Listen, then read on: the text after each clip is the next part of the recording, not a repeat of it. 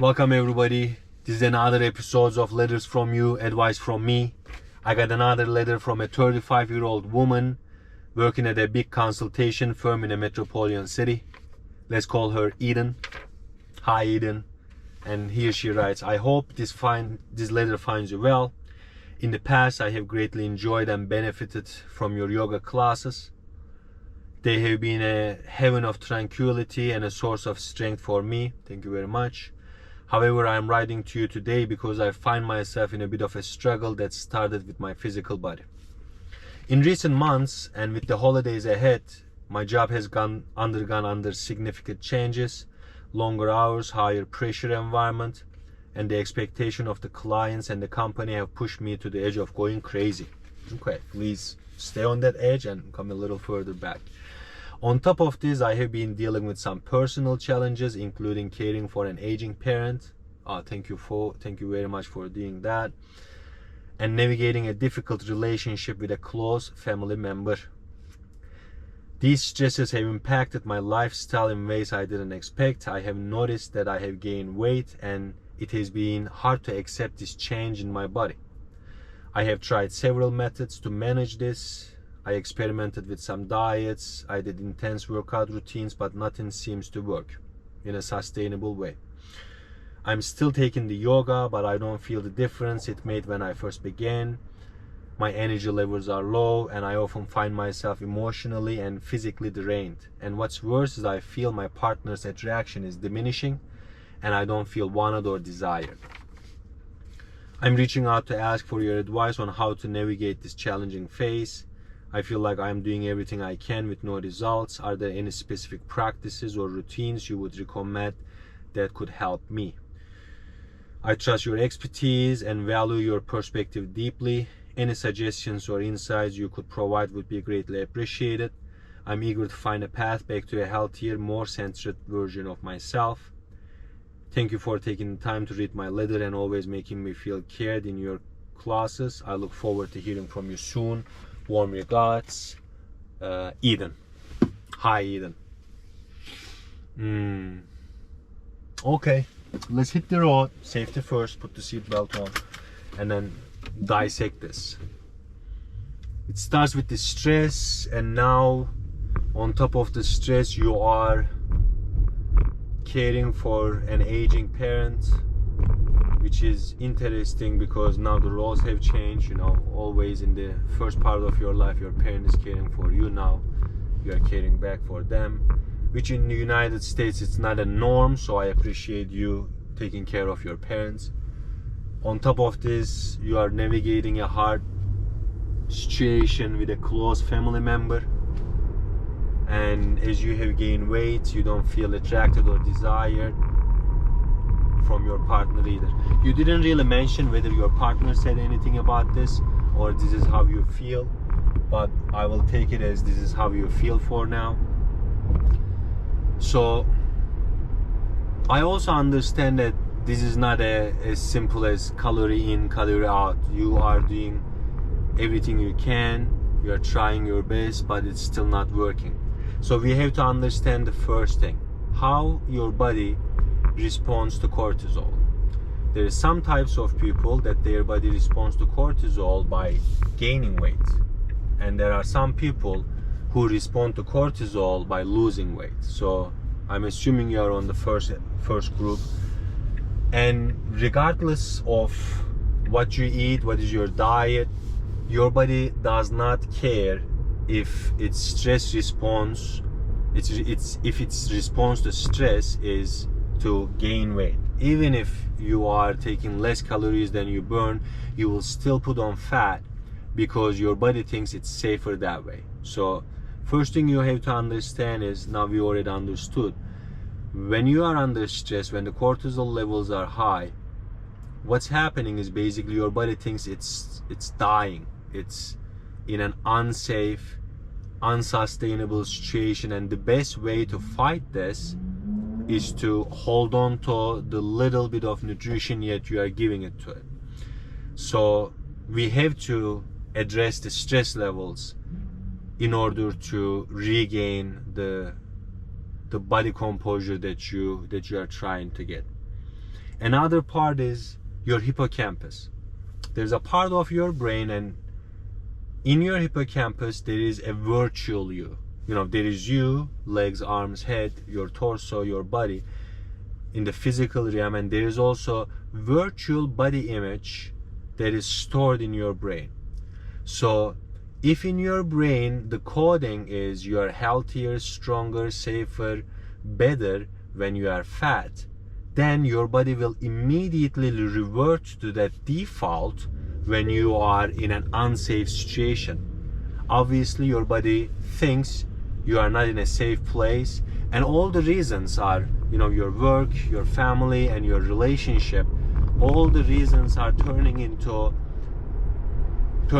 a stage in which they are pointing to you that you are not safe, you are not secure, this is not sustainable. So you didn't mention anything about what your partner said, but let's take it that this is how you feel.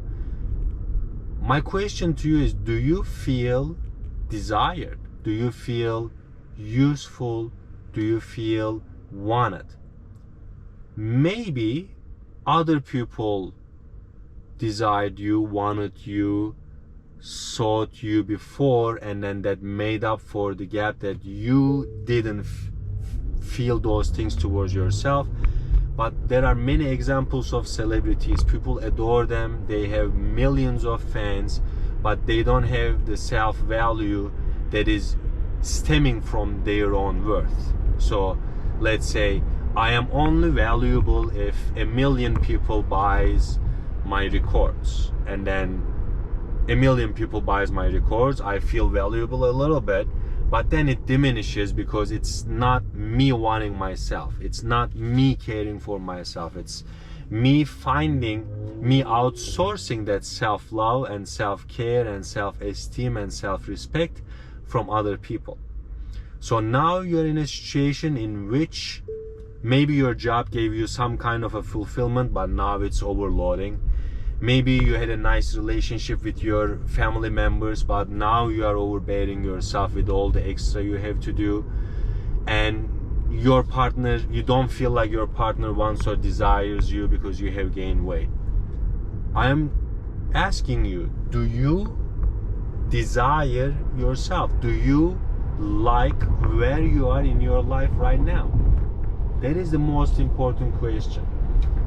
So somehow, some way, you have to go deep into your subconscious mind and then ask yourself some questions. What kind of a body composure do I feel the safest, the healthiest? Maybe in your mind there is a belief that you are healthier and you are stronger and you are safer when you are 180 pounds instead of 140 pounds.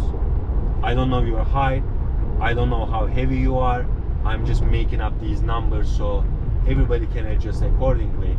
But deep down, your body defaults, like under stress, your body defaults to your subconscious beliefs.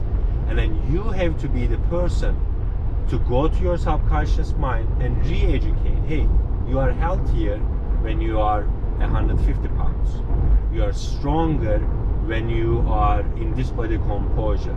Your life is better, this, that. You have to reprogram yourself, your beliefs.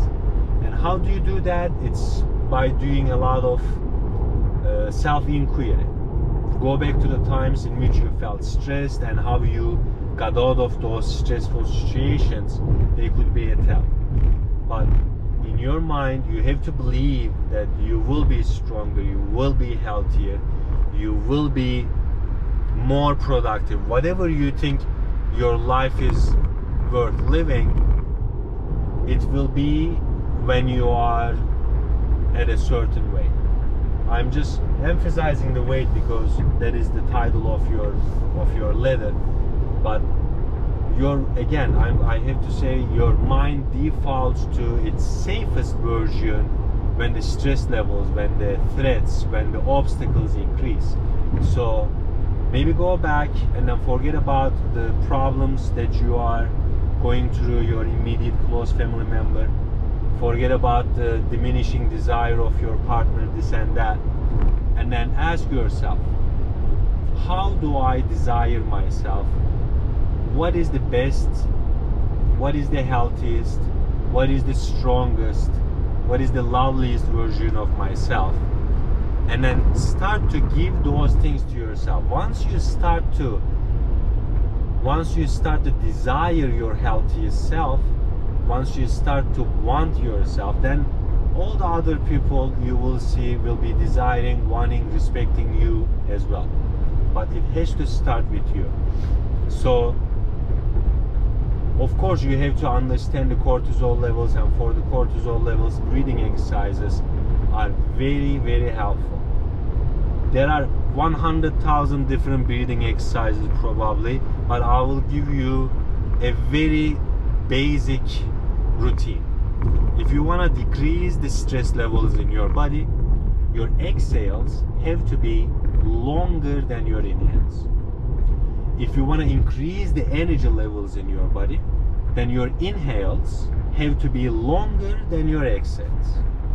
If you want to find a balance, then you have to find a balance between your inhales and the exhales. This is just a cookie cutter formula.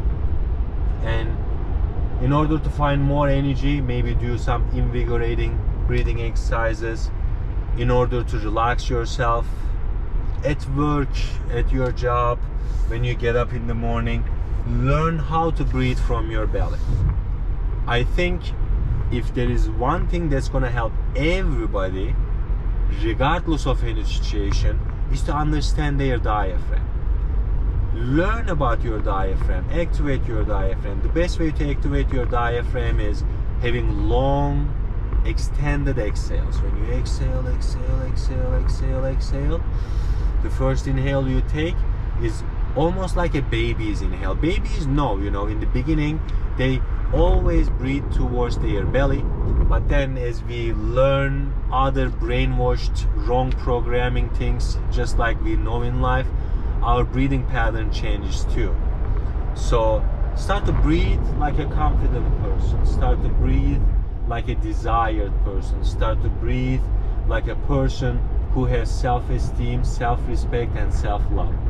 And on top of this, when your breathing changes, the cortisol levels, your nervous system response will change, and from a fight and flight, from a parasympathetic nervous response, you will go into from a sympathetic nervous response, you will go into a parasympathetic, more resting and relaxing stage. So the two things, my advice to you is, first, do you feel healthier, stronger, better when you are 150 pounds or when you are 180 pounds? This is something you have to answer for yourself. If you do not feel safe and secure at the weight that you want to be at, no matter what you do, your body, your hippocampus immediately will revert back to the fat mode, because that's where you think you will be the best. So you gotta change the underlying belief. And secondly, please learn about your diaphragm. Extended exhales, belly breathing, and then when you lay down, the easiest thing is to put some, put a pound or two, put a pillow in your belly, and then in your mind, breathe to the belly. Let the belly rise, let the belly fall. Having a little bit of weight there will give more sensations to the abdominal wall and the diaphragm, so you can activate it better. I appreciate you reaching out to me. And everybody else, if you received some value from this video, please subscribe to my channel, send this video to somebody who might find value in it, and write in the comments if you have any questions, any insights, any feedback for Eden. Again, Eden, thank you very much for writing out, sharing your heart with us. I hope this was helpful to you. You guys have a great day. Happy Thanksgiving.